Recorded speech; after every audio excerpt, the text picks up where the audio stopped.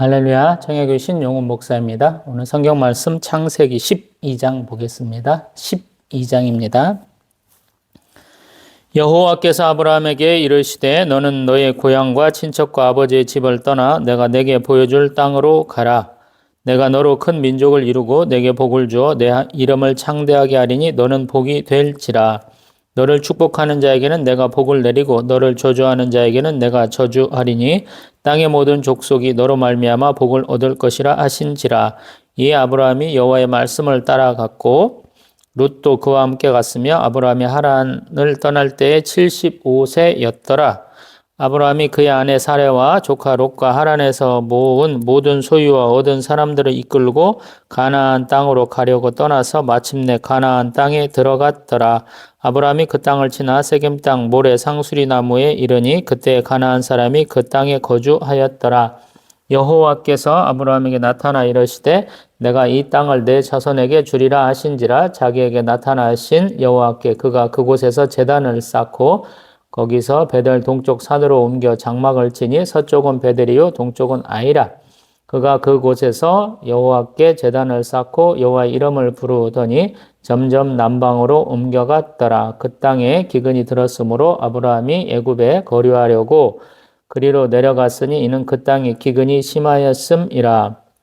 그가 애굽에 가까이 이르렀을 때 그의 아내 사레에게 말하되 내가 알기에 그대는 아름다운 여인이라. 애굽 사람이 그대를 볼 때에 이르기를 이는 그의 아내라 하여 나는 죽이고 그대는 살리리니 원하건대 그대는 나의 누이라 하라. 그러면 내가 그대로 말미암아 안전하고 내 목숨이 그대로 말미암아 보존되리라 하니라. 아브라함이 애굽에 이르렀을 때 애굽 사람들이 그 여인이 심히 아름다움을 보았고 바로의 고관들도 그를 보고 바로 앞에서 칭찬함으로 그 여인을 바로의 궁으로 이끌어들인지라. 이에 바로가 그가 너로 말미암아 아브라함을 후대함으로 아브라함이 양과 소와 노비와 암수 나귀와 낙타를 얻었더라. 여호와께서 아브라함의 아내 사레의 일로 바로와 그 집에 큰 재앙을 내리신지라. 바로가 아브라함을 불러서 이르되 내가 어찌하여 나에게 이렇게 행하였느냐? 내가 어찌하여 그를 내 아내라고 내게 말하지 아니하였느냐? 내가 어찌 그를 누이라 하여 내가 그를 데려다가 아내를 삼게 하였느냐? 내 아내가 여기 있으니 이제 데려가라 하고 바로가 사람들에게 그의 일을 명하매 그들이 그와 함께 그의 아내와 그의 모든 소유를 보내었더라. 아멘. 할렐루야. 아멘. 오늘은 2023년 12월 29일 금요일 아침이고요. 7시 조금 넘었습니다. 이제 어찌 보면 이스라엘 백성들이 가장 중요하게 여기는 분 중에 한 분이 우리 아브라함입니다. 마태복음 1장 1절에서도 아브라함과 다윗의 자손 예수 그리스도의 계보에 대한 얘기를 하고요.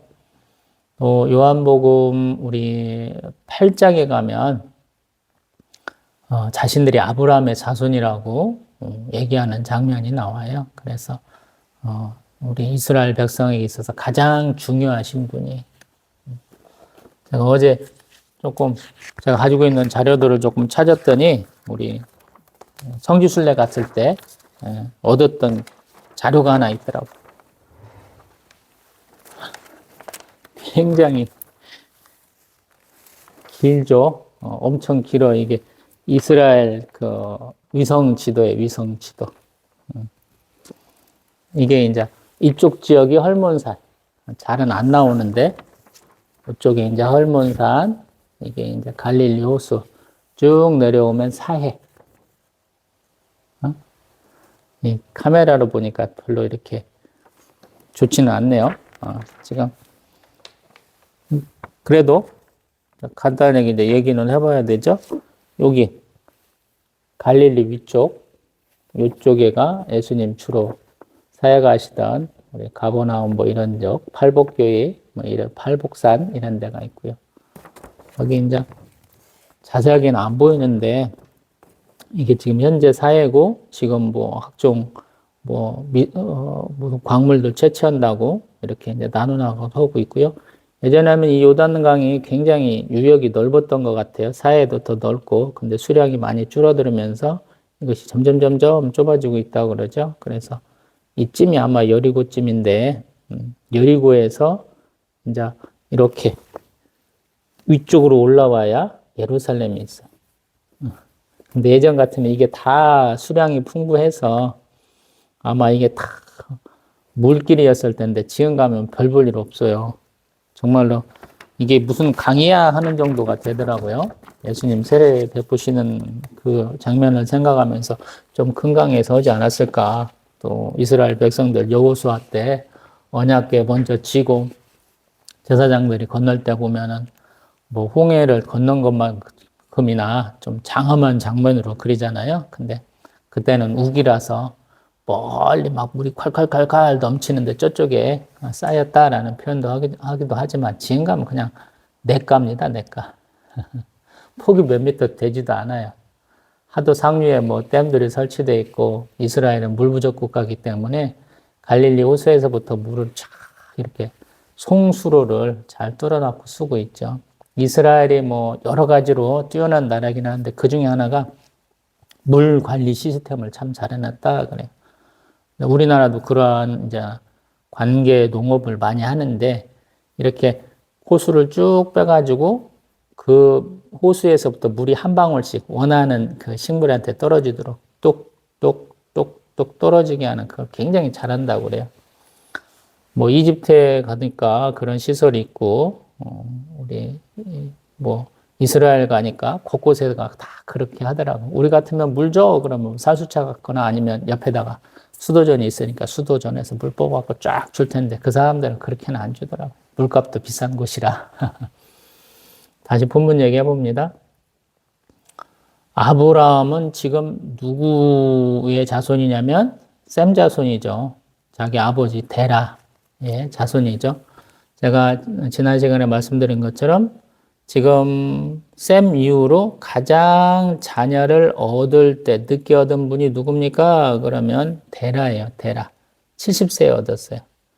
총 205세를 사시면서 늦게 얻으신 분이고 자녀가 먼저 죽어서 좀 이렇게 고통받았다라고 말씀하고 있고요. 그래서 삶의 터전을 갈대아 우르에서부터 옮겨서 하란으로 옮겼다 하세요.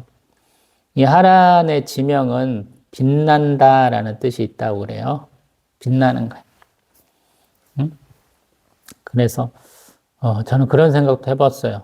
우리 대제사장이 입는 옷, 안에는 하얀 옷, 바깥에는 파란 옷, 그리고 그 앞에다가 보석돌을 중중중중 다는 조끼 같은 걸 또 입으시죠. 그리고 그 조끼 안에 뭐가 있냐면 우림과 둠민이라는 것이 있어요. 그 우림은 아마 빛을 뜻하고 둠밈은 진리를 뜻하는 것 같아요. 그래서 이것을 하나님의 뜻을 이렇게 엿줄 때 알아볼 때 좀 쓰는 것 같아요.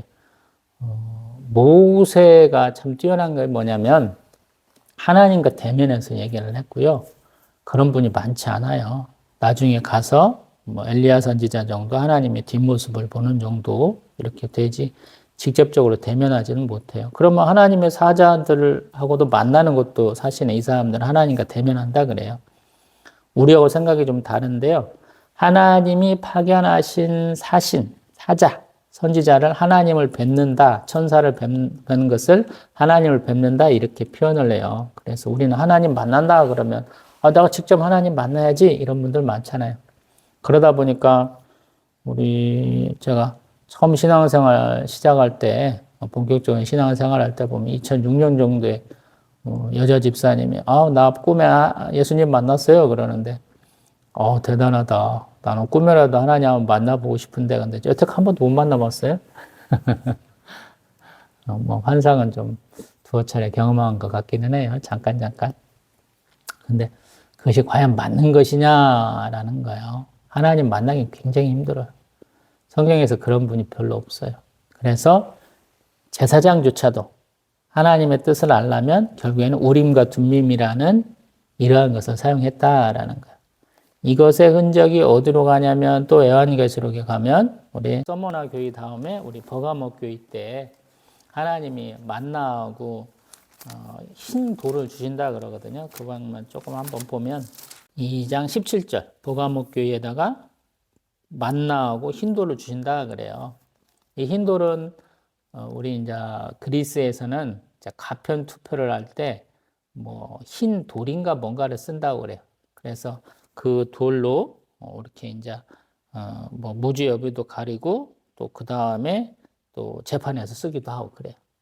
근데 우리는 기독교인이고 유대인 교회에서도 이렇게 쭉 오는 거잖아요. 그러면 구약과 상관해서 보면 이 흰돌은 아마도 우림과 관계될 것이다. 그리고 이 우림은 되게 우리가 흰돌이라고도 하기도 하고 그러는데 보석으로 만들어졌다 그래요. 뭐 쉽게 말하면 다이아몬드 종은 아닐까 이렇게 생각하기도 합니다. 이제 본격적으로 이제 창세기 12장 들어가 봅니다. 분명히 데라가 같이 왔어요. 아버지하고 또 조카들, 형제 자매들과 다 같이 왔다라고 제가 지난 시간에 한번 말씀드려봤죠. 왜냐하면 이삭을 장가 보내려고 보니까 우리 메소보다미아 우리 나홀의 성으로 이렇게 보내야 된다 그랬는데 그 추정을 저는 지난 시간에 하란 땅일 것 같아요 이렇게까지 말해봤잖아요. 근데 하나님이 그 하란 땅에 머물고자 하고 있는 아브라함에게 말씀을 하셔가지고 아브라함이 결단하고 왔다 이렇게 지금 성경은 기술을 하고 있는 것 같아요. 우리 12장 1절에 너는 너의 고향과 친척과 아버지의 집을 떠나 내가 내게 보여줄 땅으로 가라. 아멘. 고향, 친척, 아버지 집. 이게 굉장히 멀리서 오는 거예요. 이 당시에는 힘든 거예요. 우리도 지금 사실은 뭐 지연, 혈연, 학연, 뭐 온갖 건들에 의해서 뭐 인적 네트워크라고 하는 개인 간의 그 관계가 없으면 살기가 좀 힘들잖아요. 퍽퍽하잖아요. 근데 그걸 다 예전에는 더 힘든 거거든요. 그걸 다 놓아라 그래. 이전엔 뭐라고 하냐면 내가 너로 큰 민족을 이루고 내게 복을 주어 내 이름을 창대하게 하리니 너는 복이 될지라. 아멘. 민족을 이룬대. 자식도 없는 사람한테. 그리고 내 이름을 창대하게 한다 그래요. 우리 지난 시간에 본 바벨탑 사건에서도 가장 큰 핵심이 뭐예요? 이 땅에서 흩어짐을 면하고 우리 이름을 내자. 이렇게 얘기하잖아요. 셈과 샴이 똑같거든요. 뭐 땅을 샴, 이곳을 샴, 그 다음에 이름을 셈 그러거든요. 그래서 땅에 머물러서 이름을 내자 하는 엉뚱한 짓을 벌이는 사람들을 하나님이 언어를 나눠서 심판하셨는데 하나님이 아브라함에게는 자식도 없는데 민족을 이루게 하시고 너의 보잘것없는 이름을 내가 창대하게 해주겠다 이렇게 말씀하시는 거예요. 그리고 또 하나 더 중요한 것인데요. 3절에 너를 축복하는 자에게는 내가 복을 내리고 너를 저주하는 자에게는 내가 저주하겠다. 그래서 땅의 모든 민족들이 너로 말미암아 복을 얻게 하겠다. 아멘. 제사장 삼겠다는 말하고 비슷하잖아요. 복의 근원 되게 하겠다. 엄청난 축복이에요, 이게. 내 삶의 근간을 온전히 다 뺏기는 데 비해서 하나님이 새로운 비교도 할 수 없는 큰 축복을 하시겠다 하는 거예요.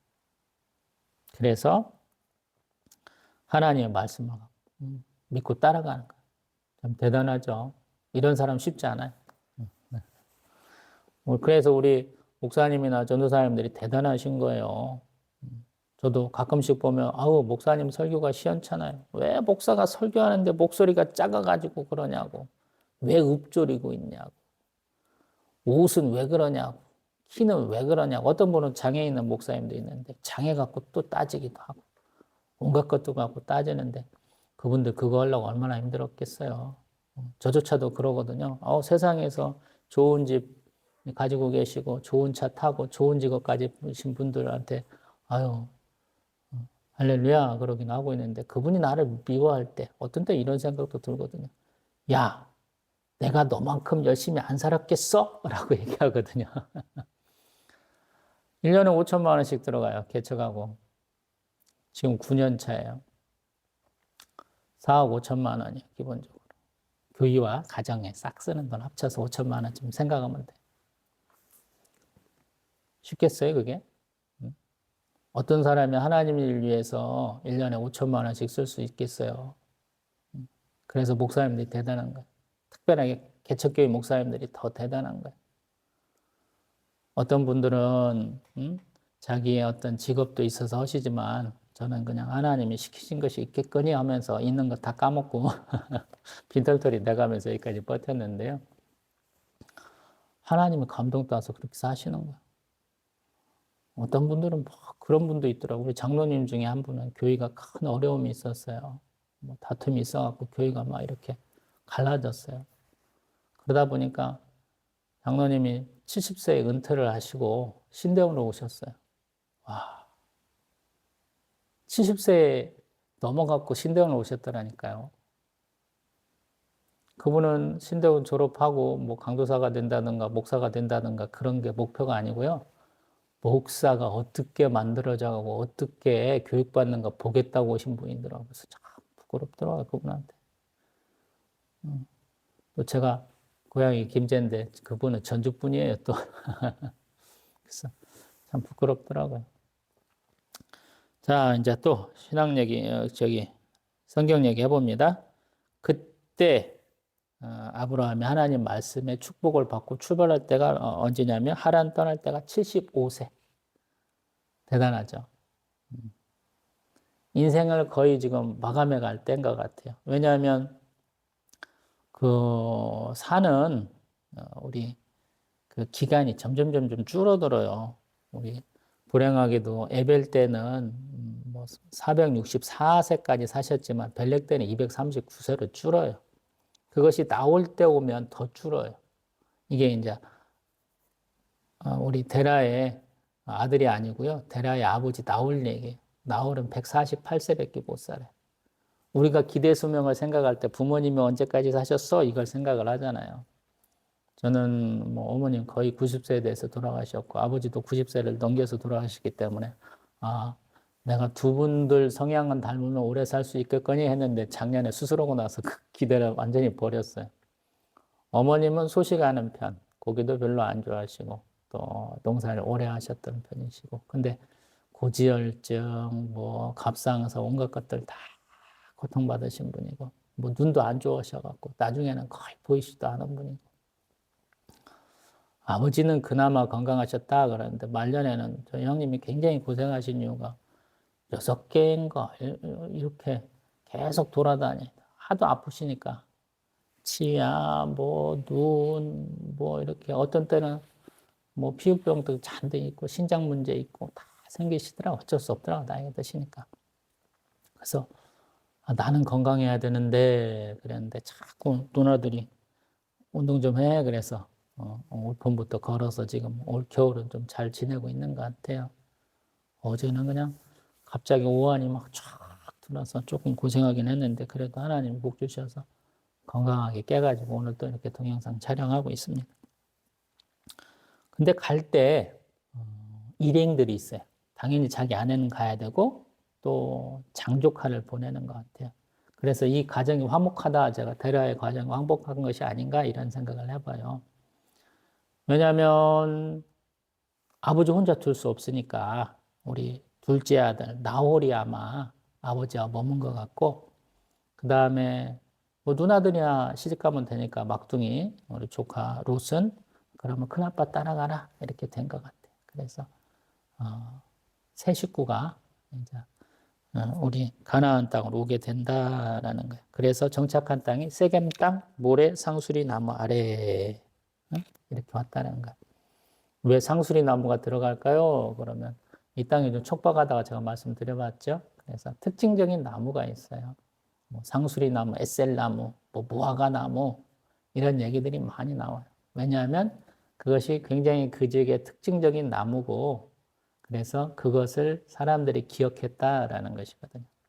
우리가 예수님 보면서는 돌무화과 나무 여리고에 있는 또 그 다음에 우리 감람산에 있는 감람나무가 항상 떠오르잖아요. 감나무고 우리 올리브나무하고는 다르니까 그냥 올리브나무 이렇게 하면 좋을 텐데 우리 처음에 성경을 번역할 때 우리 중국 한자를 번역해서 우리말로 옮겼고 그 쪽복음이라고 얘기하는 마테마가 누가 요한 복음의 해석자가 다 다르니까 그 만들어진 복음을 가지고 선교사님들이 와서 우리에게 선교하셨거든요. 그래서 우리 대한민국이 대단한 곳이에요. 우리 민족이 대단한 민족입니다. 먼저 선교사의 발걸음을 듣기도 전에 우리가 복음을 이렇게 받아들인 민족입니다. 받아들인 나라예요. 참 복받은 민족입니다. 또 7절에 보면 다시 한번 얘기하셔요. 하나님이 하시는 일들은 대개 내가 하는 일이면 그런 게 힘든데 하나님이 하신 일은 계획하게 하시고 시작하게 하시고 하는 과정을 다 함께 하시고 결과까지도 하나님이 함께 보셔요. 그래서 내가 하는 일이 과연 내 욕심대로 한 것이냐, 하나님이 함께 하시고 하는 일이냐라는 것은 그 과정을 보면 돼요. 창조주, 심판주, 구세주, 섭리주. 이 섭리주 하나님은 꼭 우리와 함께 하시는 임마누엘 하나님이라 칭할 만하거든요. 그래서 지금 분명히 하나님 1, 2, 3절 얘기했는데 다시 7절에서 또 말씀하셔요. 내가 이 땅을 내 자손에게 주리라. 아멘. 확언해 주십니다. 그리고 그가 처음에 정착대로 이렇게 삼은 곳에서 제단을 쌓아요. 아멘. 이게 좀 제대로 된 거예요. 왜냐하면 아담의 우리 자녀 셋의 자녀 에노스 때부터 여호와 이름을 불렀다 그랬잖아요. 이때 아마 제단을 쌓은 게 아닌가 싶어 예배드리지 않았나 싶거든요. 근데 지금 아브라함은 굉장한 사람이잖아요. 데라가 신앙교육을 잘 시켰는지 모르지만 나이가 적지는 않지만 이 아브라함은 하나님의 말씀 듣고 감사의 제사를 딱 드리잖아요. 이 제단을 쌓는다는 것은 하나님 말씀하셨으니까 하나님과 언약도 삼고 하나님의 그 축복하심에 감사하다라고 제사를 드리는 거잖아요. 얼마나 감사합니까? 그리고 또 한 번 옮겨요. 베델과 아이 사이로 또 옮겨서 여호와의 이름을 불렀다 그래. 아멘. 하나님이 내게 하시는 고통이 아니에요. 많은 분들이 내가 세상에서 잘 먹고 잘 살았어. 술도 마음껏 먹고 뭐 서방질 계집질 잘하고 뭐 돈도 원 없이 막 내가 쓰고 하고 싶은 대로 살았는데 이렇게 하나님 앞에 와서 우리 기독교인이 되다 보니까 그걸 못하고 살았어. 근데 내 형편은 별로 안 좋아졌다. 뭐 이러신 분도 있잖아요. 그게 이제 내가 온전한 하나님 백성이 안 돼서 그래요. 거기서 조금 더 나가보세요. 그 육신의 즐거움을 떠나서 내 영혼의 자유로움을 느끼게 돼요. 내가 아브라함의 자손 얘기를 요한복음 8장 했잖아요. 진리가 자유롭게 해요. 하나님이 우리를 굉장히 자유롭게 해요. 육신의 종, 안목의 종, 이생의 자랑. 요한 1세에 나오잖아요. 제가 기도 굉장히 많이 하거든요. 제가 그걸 굉장히 많이 빠져 살아요. 지금도 다 벗어나지도 못했어요. 근데 이 새벽 예배 마치고 이렇게 동영상 찍는 이유가 하루 24시간 중에 가장 제 영성이 높을 수 있고 세상 염려, 근심 걱정, 또 제 눈이 따라가는 욕심 따라서 가는 시간이 가장 적겠다 해서 이 시간에 동영상 찍고 있거든요. 마찬가지. 저한테 이렇게 신대원을 간다든가 교육자 생활을 한다든가 교육 개척은 정말 너무너무 힘든 거였어요. 상상도 할 수 없는 것이었어요. 근데 하나님이 자꾸 하라고 그건도 해주시고 또 자발적으로 하나님 저도 해보고 싶어요. 그래서 하는 결과가 여기까지 온 거거든. 지금 아브라함도 마찬가지. 여태까지 여호와 이름이 없어요. 알려지지 않은 신이에요. 여기까지는 이름 없는 신이에요. 이 당시 수많은 지구라트니 신전이 옹땅 지어졌다는 거예요. 애굽에도 많고 메소포타미아에도 많고 그 옆에 온갖 것들이 많다는 거예요. 역사적으로는 그냥 하나님의 자손만 퍼친 것처럼 얘기하지만 성경에서는 역사적으로 고고학 발굴해보면 벌써 2만 년 전에 터키에 괴테베리 문명이라는 것이 있고 그 문명은 벌써 저기 별을 바라보고 제사하는 시설이다라는 거예요. 그것들이 벌써 쭉 퍼져갖고 어디까지 갔어요? 영국에 가가지고 스톤헨지가 되고 막 이렇게 얘기했다는 거거든요. 2만 년 전에 다른 데는 유물이 없습니까? 있어요. 시베리아의 땅도 있고 남아메리카도 땅도 있고 저기 호주 밑에 가도 있고 다 있다는 거예요. 찾아보면 어디는 벽에다가 동굴에다가 벽화 그리고 있는데 어디 가나 석조 건축물을 크게 지어놨다는 거예요. 벌써. 근데 성경은 그런 얘기 안 해요. 왜? 하나님은 하나님의 백성을 찾으세요. 그래서 은혜인 거예요. 하나님은 세상 수많은 사람 중에 나를 불러서 하나님의 백성 삼으셨다라는 거예요. 아브라함이 가장 은혜로운 이유 중에 하나. 저기 갈대아 우르 땅, 문명이 번성해갖고 수많은 사람들이 빠글빠글한 땅에서부터 출발을 해가지고 여러 민족이 교차하는 길이라는 뜻을 가진 하란 땅에 머물고자 했는데 그 땅에서도 불러갖고 다른 사람들이 많이 살고 있는 함 족속, 특별하게 가나안 족속이 엄청나게 빠글빠글거리고 있는 그 땅에 와서 새롭게 정착하게 하시는 거예요. 내가 가진 모든 걸 갖고 와봐야 이 사람들에 비해서는 보잘것 없는 거예요. 근데 하나님은 그곳에서 시작하라 하셨고 그 말씀에 순종해서 아브라함은 시작을 하는 거예요. 대단한 거죠. 우리 계란으로 바위 친다 그러잖아요. 그거랑 똑같은 상황이거든요. 근데 아브라함은 하나님의 말씀을 믿어요. 그래서 이렇게 점점 내려가는 거예요. 믿고 내려가는 거야, 이거는. 그게 어려운 거죠. 처음에 이렇게 맛을 보고, 이건 아닌데? 나하고 안 맞는데? 하고 관둘 수 있잖아요. 제가 딱 그런 케이스거든요. 편입을 해갖고 학사학위를 이렇게 시도가 되는 상황에서 대학교 편입해서 보니까 신대원 가는 사람들의 그 유형을 좀 파악하게 되더라고요. 목사들의 어떤 성공 케이스를 좀 배우게 하시더라고요. 신학대원, 신대원에 가니까 그게 더 분명해져요. 어느 나이 때 어떤 학력을 가지고 어떤 지연과 혈연과 학연을 엮어야 되는지가 다 보여요. 근데 하나님은 거기서 멈추게 안 하시더라고요. 소위 말해서 이거예요. 실패가 뻔히 보이는데 한 거예요. 왜냐하면 하나님이 수많은 사람들 많이 보여줬기 때문에. 아브라함도 지금 성공 확률보다는 실패 확률이 훨씬 높은 거예요. 사람의 눈으로 볼 때는. 근데 하나님은 하라 했으니까 하는 거예요. 그리고 그 현실적 눈에 의해서 지금 아브라함과 우리 사례가 실수하는 장면이 10절에서부터 20절까지 나와요. 기근 때문에 애굽 땅으로 가는 거예요. 이게 맞는 것인가 틀린 것인가 모르겠어요. 근데 그냥 단순하게 가다 보니까 간 것 같아요. 근데 가서 문제가 뭐냐면 부부인데 이제 솔직히 말해서 오빠 동생 사리로 바꿔가지고 속이는 거예요. 근데 왜 이런 일을 하겠느냐라는 거예요. 아마도 이 당시는 약탈혼의 어떤 것들이 있는 것 같아요. 약탈혼. 뭐 저기 스탄 나라들 얘기를 제가 지난 시간에 좀 했던 것 같은데 거기는 약탈혼이 있잖아요. 남자가 막 가다가 이쁜 처녀 있으면 딴 동네 가갖고 그 처녀 납치해다가 아내 삼으면 끝이에요. 성경에도 나와요. 사사기. 춤추러 가는 처녀들 그냥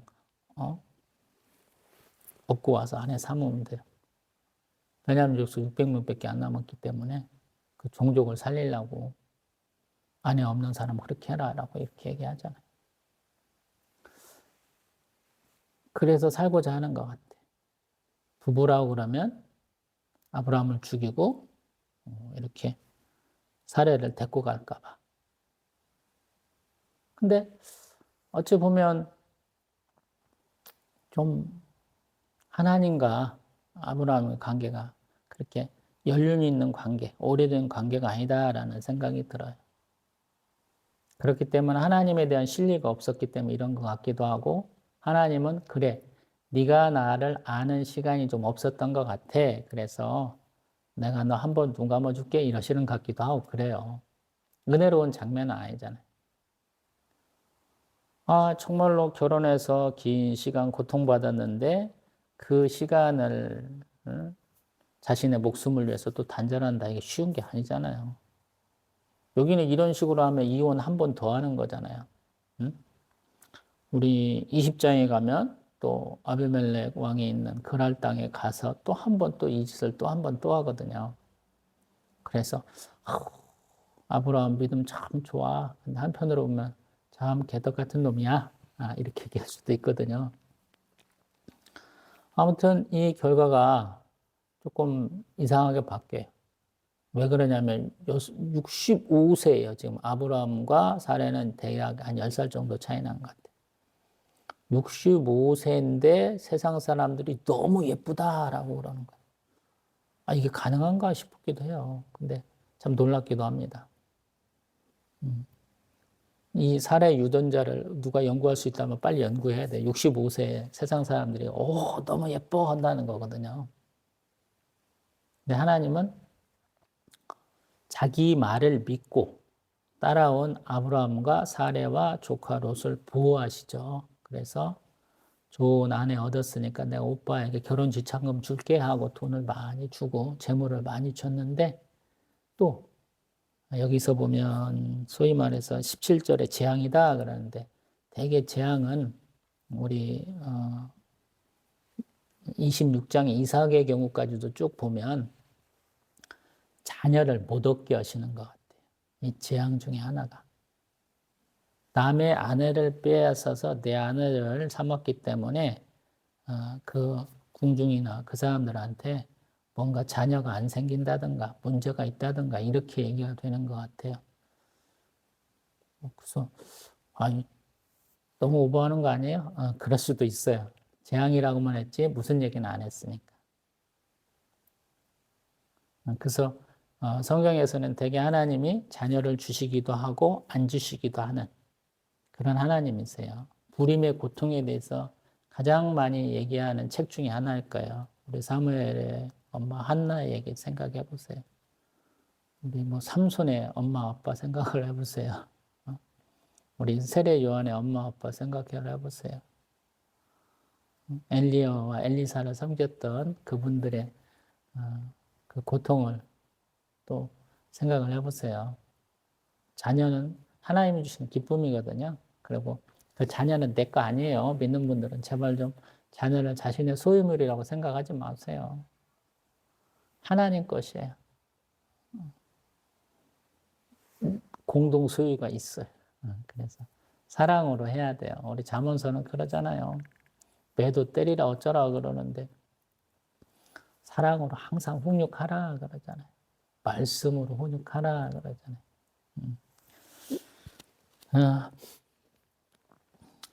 그 얘기 이제 조금 더 해봐야 되죠. 우리가 하는 행동이 다 옳지는 않아요. 제가 하는 행동도 옳지 않을 수 있어요.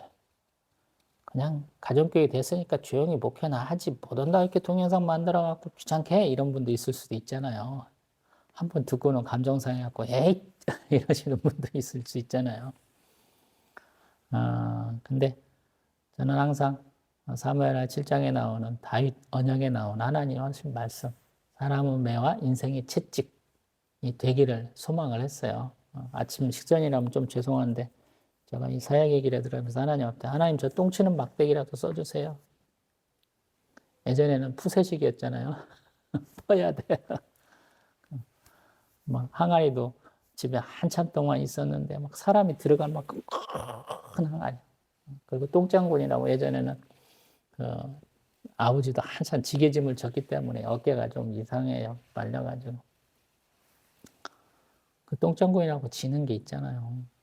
제가 그렇게 기도를 했더니만 하나님이 똥치게는 안 하시는데 이렇게 감사하게 써주시긴 하잖아요. 너 그런 각오면 내가 하라는 거 다 해야 돼? 이렇게 하시더라고요. 그래서 감사하게 여기까지 왔거든요. 그러면서 제가 또 하는 말씀. 똥치는 막대기가 되고자 한다면 하나님이 쓰시는 대로 해야겠다라는 거예요. 참 부끄럽게도 제가 성도님들한테는 사랑 되게 많이 받았는데 목사님들하고 맨날 찌그럭짜그럭 했어요. 죄송하게도. 왜냐하면 제가 신대원 갈 때가 39이었어요. 미안한 얘기인데 교육자들은 대부분이 믿는 가정에서 태어나서 쭉 이렇게 신앙생활을 한 사람들이잖아요. 그래서 어떤 면에서는 다루기가 쉬우셨을 것 같아요. 근데 저는 안 믿는 가정에서 일대예요. 그러니까 보는 관점이 다르죠. 또 세상에서 이렇게 굴러갖고 왔기 때문에 사람 심리가 좀 많이 보이더라고요.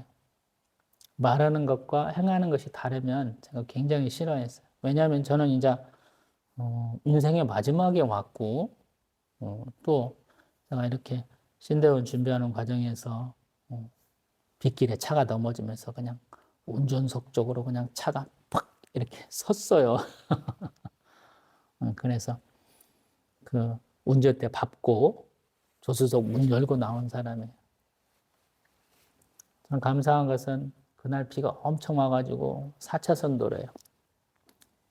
지금은 전주 신시가지가 신도시가 돼가지고 그것이 없어졌어. 저한테 트라우마가 될 수 있는 것이 다 없어져서 그 일대를 다 갈아엎어가지고. 제 옆에도 지나가고 반대편에서도 와서 피할 길이 없더라고요. 수막 현상을 2번 겪었어요. 한 번 찍 하면 그냥 끝나잖아요. 근데 한 번 더 하더라. 어쩔 수 없이 사고가 났는데 참 감사한 것은 제가 그 전에 꽃장사 다니면서 교통사고를 났어요. 그때 다쳤는데 별 볼 일 없었는데 한 2달 가까이 물리치료 받았는데 날씨가 흐리거나 비가 오면 어깨가 엄청 아파요. 죽겠더라고요. 허리도 엄청 아프고. 제대로 좀 거동하다 한 3년이 걸렸어요. 근데 주에 일을 하겠다고 편입해서 학교 다니고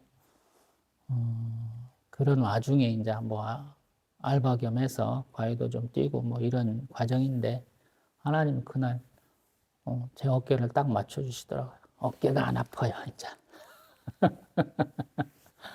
놀라운 하나님이시더라고요. 그래서 목숨 걸고 충성한다고 그랬는데 하나님 나에게 여분의 삶을 살게 해주셨구나. 그래서 그 다음부터는 제 여분의 삶이에요. 그게 아마 2007년일 거예요. 2007년부터 지금 2023년, 16년간 그냥 저는 공짜의 삶을 사는 거예요. 히스기야 왕이 15년의 삶을 허락받았다 그러는데 저는 그보다 더 오래 살았어요. 히스기야 왕은 나라가 망한다, 네가 죽는다, 자녀도 없다 그랬는데 하나님 앞에 면벽기도해서 받았잖아요. 근데 저는 그냥 면벽기도 안 하고 하나님 감사합니다 하고 그냥 쭉쭉 갔더니 여기까지 왔어요. 자녀도 하나 생겼고요. 목회도 하게 되고요. 교회도 개척하게 됐어요. 얼마나 감사해요. 그러면서 정하는 말. 많이 싸우고, 많이 다투고, 많이 죄짓고. 근데 하나님 그걸 선하게 쓰시는 경우가 참 많더라라는 거. 제가 성격이 못 돼가지고 한 3번은 참아요. 근데 한 4번 넘어가면 안 참거든요. 그러다 보니까 지금 이렇게 성도가 하나도 없어요. 개인 관계가 좀, 대인 관계가 엉터리라는 것이죠. 아버지 성격이라면 제가 굉장히 잘 됐을 것 같아요. 아버지 평상시 생전의 모습 중에 하나. 근데 아버지가 옷 사준 얘기 했죠. 형님과 나의 옷, 얻어 있는 방식이 다르다고. 형님은 리바이스 바지, 청바지, 사랑감하니까 비싼 거 아버지가 사주신다고 그래서 가도 그것도 안 사고 내 마음에 안 든다고 오시는 형님인데 저는 아니라고. 오늘 좋은 거 하나 입고 다음에 또 가서 또 입으면 되지. 이거 아버지가 사주셔갖고 이 옷 입고 신대원 졸업하고 첫 번째 사역 갔는데 이게 지금 그렇게 최신형은 아니었던 것 같아요. 입성이 별로라고 담임 목사님 욕 바가지로 하시더라고 한번 저 쫓아내시면서. 제가 다른 교육자 안 오면 다음에 파트너로 불러주세요. 그래서 파트너 불러주시도록 한 달 후에 교회에서 사역을 했어요. 근데 어느 날은 설교 듣다 보니까 이 양반이 부흥사 목사님인데 엄청 자랑을 해주시더라고요. 그냥 화가 팍 났어요. 목사님 가서 한번 따졌어요, 제가. 엄청 따졌어요. 아마 그 평생에 부교육자, 교육전도사가 왔고 따진 건 처음이었을 거예요. 제가 잘했다는 거 아니에요. 나는 잘못했어요. 하나님은 나의 잘못을 쓰실 때가 있어요. 이불킥 많이 한다고 예전에 동영상에도 찍었던 것 같은데 내 잘못을 가지고 너무 사람한테 상처 줬어. 그래서 너무 그렇게 고통받지 마세요. 또 너무 이렇게 좋다라고 얘기하는 것은 아니에요. 하나님이 나를 쓰실 때가 있어요. 상대방을 치는 채찍으로. 반대로 어떤 사람이 나에게 고통을 줬어요. 목사가 설교를 하는데 내 아픔을 건드렸어요. 어떤 사람이 장로인데 멱살 잡고 싸우고 싶은 만큼 나를 화나게 했어요. 근데 한번 생각해 보세요.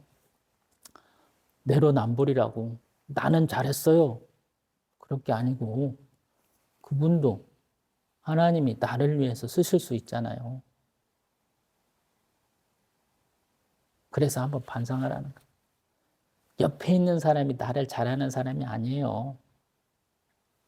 나의 아픔까지도 알고 공격하는 나의 적이, 대적이 오히려 더 잘하는지도 모르겠어요.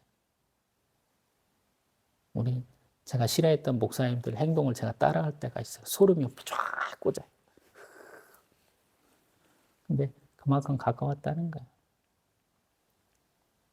안 좋게 끝났지만 뭐 부끄러움은 없어요. 그 목사님이 저를 위해서 기도한 것보다 아마 그 목사님 위해서 제가 기도한 게 더 진하고 육수가 더 쭉 불어나만큼 더 길게 기도했다라고 생각을 해요. 저도 마찬가지인 것처럼 혹시 상처받았다고 교회 안 가시는 분들 혹시 있다면 반성하시고 신앙생활 다시 하세요. 목사가 당신을 치는 도구로 쓰임받은 거예요. 미안하다고 사과하세요. 다시 오세요. 다른 교회 가면 됩니다. 목사 모두가 나쁜 게 아니에요. 하나님이 쓰실 만한 거친 성격, 못된 놈을 쓰신 거예요. 착하고 좋고 선하고 그냥 여리여리하고 그냥 사랑스럽고 이런 목사들 세디셌어요. 기도하고 찾아보세요. 하나님 주십니다. 할렐루야.